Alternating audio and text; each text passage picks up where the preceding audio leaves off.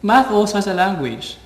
We can use this language to write expressions that relate quantities of one variable to the other values of another quantity. Now you're starting to sound Greek to me. Not for long. Let's explore this case.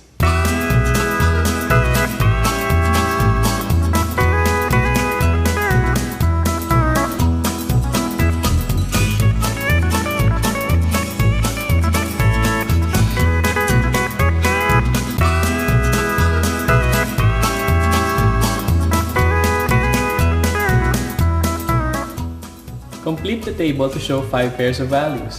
Bea, please do the first 3 and John, please do the rest.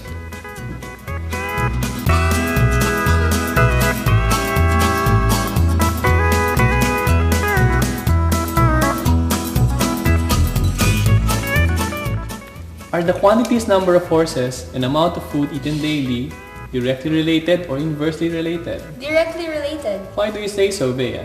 As the number of horses increases, the amount of food eaten daily also increases. In your own words, describe how to find the amount of food needed daily if you know the number of horses. Multiply 13 kilos by the number of horses.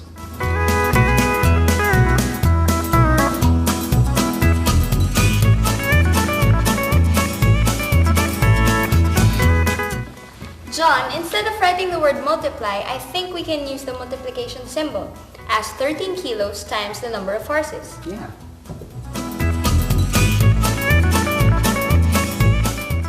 Bea, I have a better idea. 13 times h. Sir, we use different expressions to describe the relationships between quantities. Are these all correct? They're all correct, Bea. Just like in any language, there are better ways of communicating meanings. John, for example, used the letter H to represent the possible values of a particular quantity. Can you tell me what quantity this is? The possible number of horses. Is this a constant or a variable quantity? It's a variable. How did you decide, Bea? It's a variable because the quantity changes or varies. That's right. The number 13 in John's expression also represents a quantity. What is this quantity, and is this a constant or a variable? 13 is the amount of food eaten per day, and it's a constant. It's a constant because the quantity does not change. In the English language, letters and punctuations are used to create words and phrases.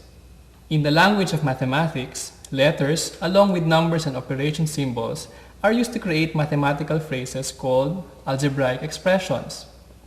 Variables are letters such as H, N, X, P, A, Y, and others that we use in an expression to represent values of a variable quantity. Sir, are there other ways of expressing 13 times h? Yes, there are. When expressing products in algebra, you can write them in several ways. Aside from writing 13 times h, you can also write 13.h, 13 quantity h, or simply 13h. Now the form without operation symbols, like 13h, is the one that is most commonly used for expressing the product of a constant and a variable. Sir, what about division? When expressing quotients in algebra, we often use fractions to represent division. Just as the quotient 3 divided by 4 is 3 over 4, the quotient x divided by y is x over y. Now let's try this. Suppose we spend a portion of 100 pesos. What will our algebraic expression be for the amount of change that we get back? Here's a picture to help us form our algebraic expression. Let y represent the value in pesos that we spent. What will our algebraic expression be then? I think the amount of change we get back in pesos is 100 minus y. Very good. But what does it mean when you say let y stand for the amount you spend in pesos? When you say let y stand for the amount you spend in pesos, we are identifying a quantity and choosing a variable to represent its possible peso values. When we make this kind of statement, we are defining a variable. Now try this. What will be our algebraic expression for the price of 3 equally priced CDs?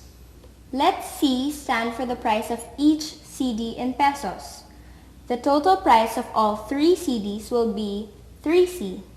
What if you get a discount of 5 pesos from the total amount? I'll subtract 5 from 3c. The discounted price will be 3c minus 5. Good.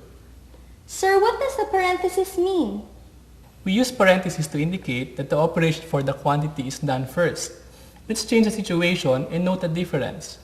What if 5 pesos is discounted from each CD? What will our expression be then? C minus 5 for each CD. How would you represent the total price then? Now I get it.